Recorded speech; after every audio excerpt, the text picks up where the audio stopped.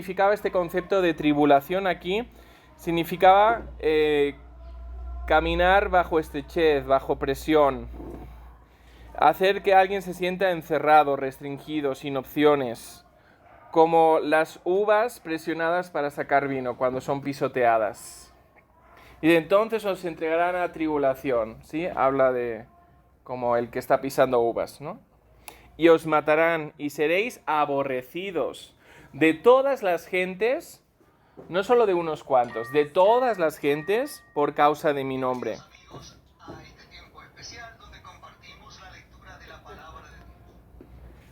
Y cuando habla de aborrecidos, aquí habla acerca de ser perseguidos con odio. Perseguidos con odio, aborrecidos de todas las gentes por causa de mi nombre. Muchos tropezarán entonces y se entregarán unos a otros, y unos a otros se aborrecerán. Y muchos falsos profetas se levantarán y engañarán a muchos. Y por haberse multiplicado la maldad, el amor de muchos se enfriará, mas el que persevere hasta el fin, éste será salvo. Y será predicado este evangelio del reino en todo el mundo para testimonio a todas las naciones, y entonces vendrá el fin. Vamos a ir desgranando este texto. Primero habla acerca de un contexto en el cual la iglesia vive bajo tribulación, como las uvas siendo pisoteadas para hacer vino, y bajo el aborrecimiento de todas las gentes. Y cuando habla de aborrecimiento habla de ser perseguidos con odio, ¿sí?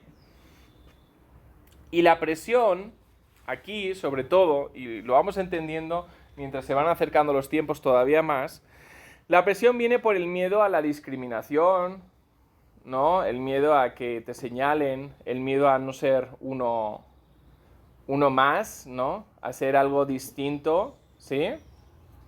A ser discriminado, a ser maltratado por causa de Cristo. La presión a la que va a ser sometida la iglesia, y que en muchos lugares ya está siendo sometida a eso, viene por causa del miedo a la discriminación, del miedo a la persecución, del miedo al señalamiento. Juan 15 al 20, vemos cómo hemos dicho que ser aborrecido significa ser perseguidos con odio. Vemos cómo enlazan los dos conceptos. Juan 15 al 20 dice: si el mundo os aborrece, sabed que a mí me ha aborrecido antes que a vosotros. Si fuerais del mundo, el mundo amaría lo suyo. O sea, este es Jesús hablando en primera persona. Pero porque no sois del mundo, antes yo os elegí del mundo, por eso el mundo os aborrece. Acordaos de la palabra que yo os he dicho. El siervo no es mayor que su señor. El cristiano, aquel que sigue a Cristo, no es mayor que Cristo, ¿no? Si dice, si a mí me han perseguido, también a vosotros os perseguirán. Si han guardado mi palabra, también guardarán la vuestra. O sea, si me respetan a mí, os respetarán a vosotros, y si no, no os respetarán, porque tampoco me respetan a mí, ¿no? Por cuanto no me recibieron a mí, o sea, a Jesús, no reciben a aquel que viene en el nombre de Jesús, ¿sí? Y debemos entender y aceptar que este aborrecimiento forma parte de la vida de fe, ¿no? Esto no te lo explican cuando te hablan acerca del Evangelio, ¿no? Oye, y serás aborrecido, ¿eh? No, pero forma parte de la vida de la fe y debemos aceptarlo como tal. ¿Por qué? Porque aquellos que no puedan soportar la presión, que dice en Mateo 24, dice que se entregarán, tropezarán entonces y se entregarán unos a otros, y unos a otros se aborrecerán. O sea, algunos apostatarán porque no van a querer formar parte de esa discriminación, ¿sí? Y es una discriminación que no solo se da con el mundo, dice de todas las gentes, sino que también se dará por parte de aquella iglesia que es nominal, que no es verdadera, que no tiene el Espíritu Santo, pero se llama iglesia, y que es una iglesia apóstata, que rechaza la verdad, que rechaza realmente a Cristo y que acabará colaborando con el anticristo. ¿Sí? Juan 16, 1 al 4 dice: estas cosas os he hablado para que no tengáis tropiezo, para que no tropecéis. ¿Sí? O sea, os estáis advertidos para que no tropecéis, como aquellos que después acaban entregándose unos a otros, ¿no? Os expulsarán de las sinagogas, y aún viene la hora cuando cualquiera que os mate pensará que rinde servicio a Dios. Esta es la iglesia nominal. Pensará que rinde servicio a Dios. Y harán esto porque no conocen al Padre ni a mí. O sea, es una iglesia sin el Espíritu Santo, no conocen realmente a Dios. Es una iglesia religiosa, es una iglesia nominal la que está dibujando aquí. Mas os he dicho estas cosas para que cuando llegue la hora, os acordéis de que ya os lo había dicho. ¿Para qué? Para que no tropecéis, para que no apostatéis, para que aguantéis la presión. Y este es el tiempo de la tribulación. La tribulación se caracteriza por este ambiente de presión. Y ahora estamos viviendo, la sociedad está viviendo un ambiente de presión, pero esto es principio de dolores. Imaginaos la presión que se va a sentir en tiempo de tribulación.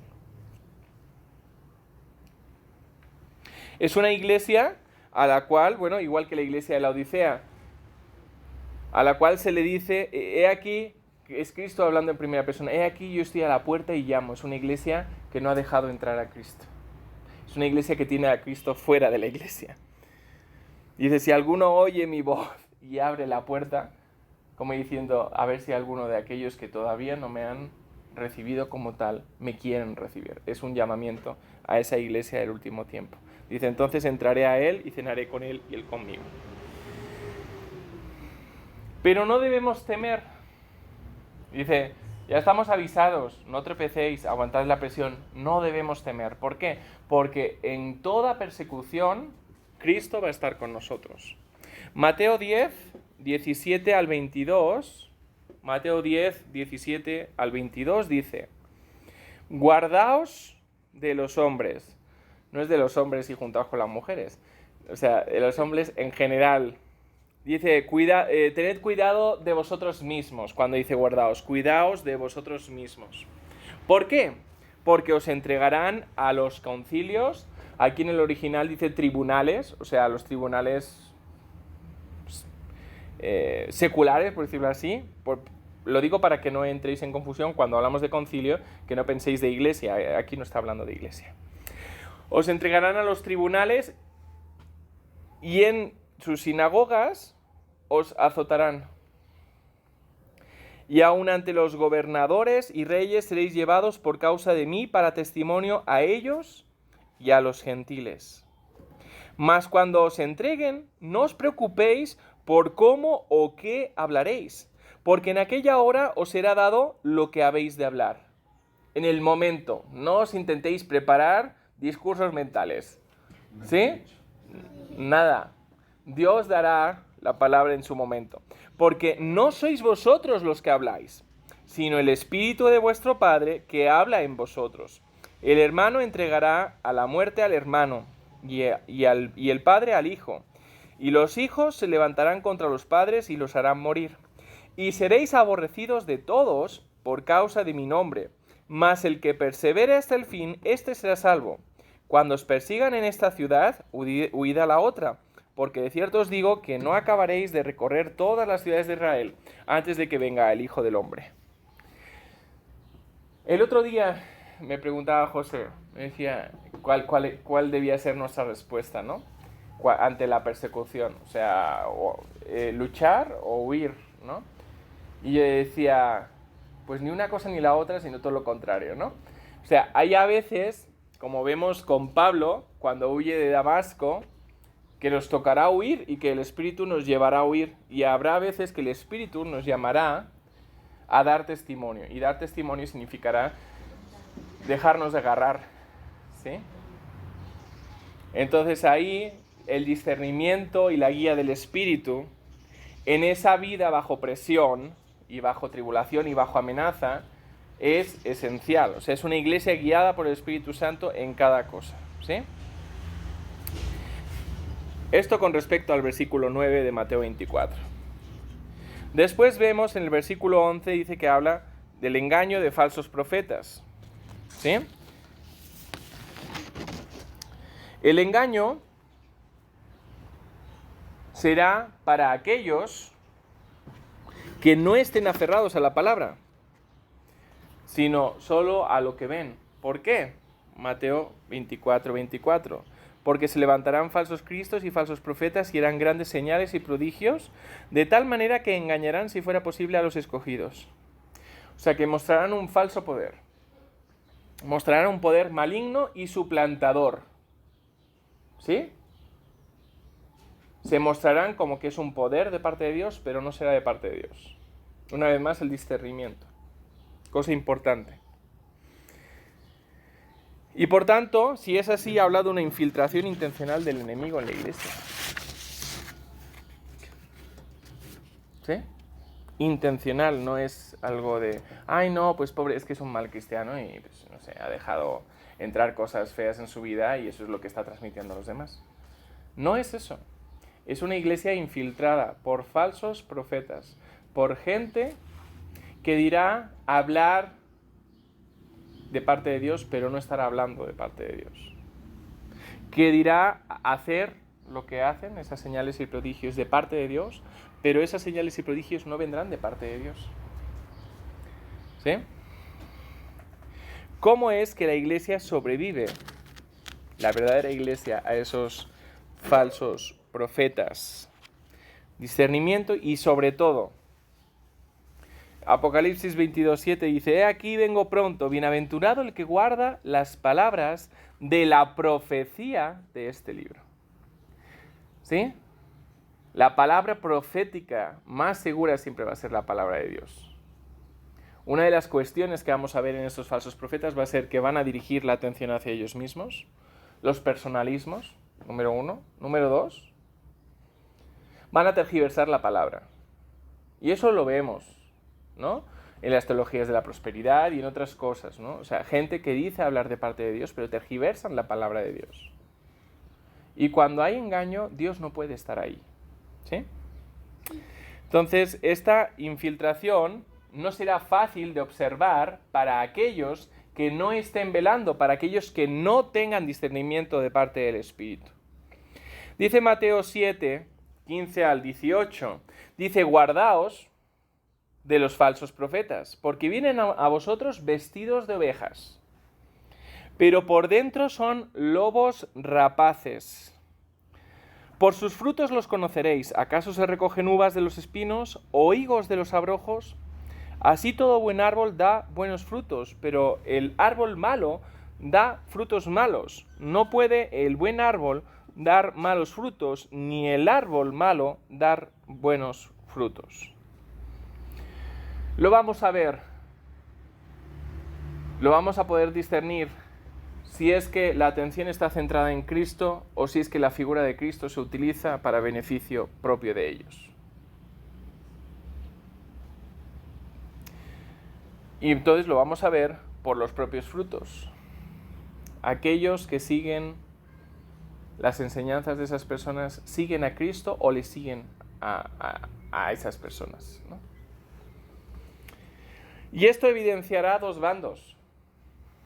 El bando de los engañados, el bando de los apóstatas, el bando de aquellos que no están en la verdad y el bando de sí aquellos que quieren mantenerse en la verdad. Y Dios levantará un solo pueblo, donde no habrá judío ni gentil, sino solo hijos de Dios. Me explico. Vamos a Efesios capítulo 2, versículos 11 al 22. Efesios 2, 11 al 22. Dice, por tanto acordaos de que en otro tiempo vosotros los gentiles, en cuanto a la carne, erais llamados incircuncisión por la llamada circuncisión hecha con mano en la carne. En aquel tiempo estabais sin Cristo, alejados de la ciudadanía de Israel y alejados y ajenos a los pactos de la promesa, sin esperanza y sin Dios en el mundo. Pero ahora en Cristo Jesús, vosotros, que en otro tiempo estabais lejos, habéis sido hechos cercanos por la sangre de Cristo, porque Él es nuestra paz, que de ambos pueblos hizo uno, derribando la pared intermedia de separación, aboliendo en su carne las enemistades, la ley de los mandamientos expresados en ordenanzas, para crear en sí mismo de los dos un solo y nuevo hombre, haciendo la paz, y mediante la cruz reconciliar con Cristo a ambos en un solo cuerpo, matando en ella las enemistades.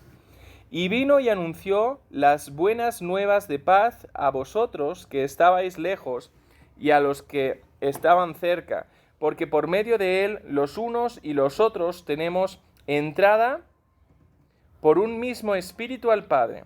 Así que ya no sois extranjeros ni advenedizos, sino conciudadanos de los santos y miembros de la familia de Dios, edificados sobre el fundamento de los apóstoles y profetas, siendo la principal piedra del ángulo Jesucristo mismo, en quien todo el edificio bien coordinado va creciendo para ser un templo santo en el Señor, en quien vosotros también sois juntamente edificados para morada de Dios en el Espíritu.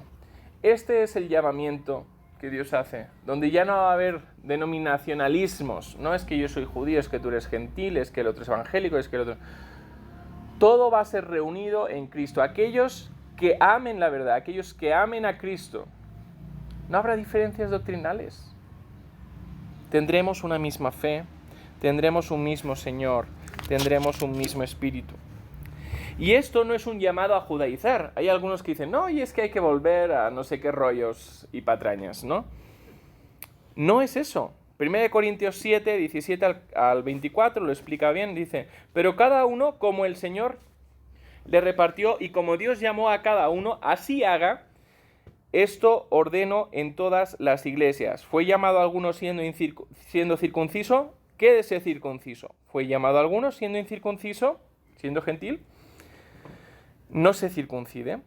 La circuncisión nada es, y la incircuncisión nada es, sino el guardar los mandamientos de Dios. O sea, la circuncisión de corazón de la que hablaba Jeremías. En Jeremías 4:4 podréis ver acerca de la circuncisión de corazón. Lo que habla es de crear un pacto, no de muestra física como puede ser una circuncisión, sino un pacto que se establece en el corazón. ¿Sí? Cuando Dios pone sus leyes y su corazón en nuestra mente y en nuestro corazón, ¿no? Cada uno, en el estado en el que fue llamado, en él se quede. O sea, no judaicéis, lo deja claro aquí Pablo. Fuiste llamado siendo esclavo, no te dé cuidado, pero también, si puedes hacerte libre, procúralo más. O sea, no quedes esclavo de ordenanzas que a día de hoy ya no tienen ningún sentido en Cristo, ¿sí? Porque el que en el Señor fue llamado siendo esclavo, liberto es del Señor. Asimismo, el que fue llamado siendo libre, esclavo es de Cristo.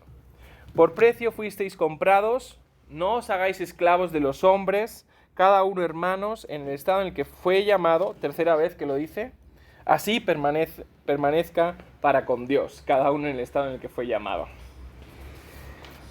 Y lo que vamos a ver va a ser una verdadera circuncisión de corazón, una verdadera conversión de muchos judíos y también de muchos cristianos nominales.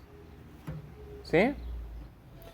Va a haber una parte de esa iglesia que formaba parte de la Odisea, de esa iglesia que tenía a Cristo fuera de la iglesia, que va a responder al llamado de Cristo tocando a la puerta, ¿no?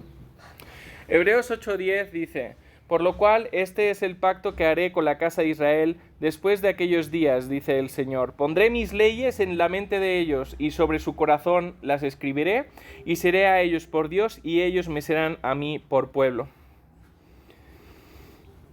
Y entonces esto habla de realmente una verdadera unidad. Una verdadera unidad y una verdadera verdad que se va a contraponer con esos falsos profetas y esas amalgamas extrañas de la Gran Babilonia. ¿Sí? Verdad versus engaño.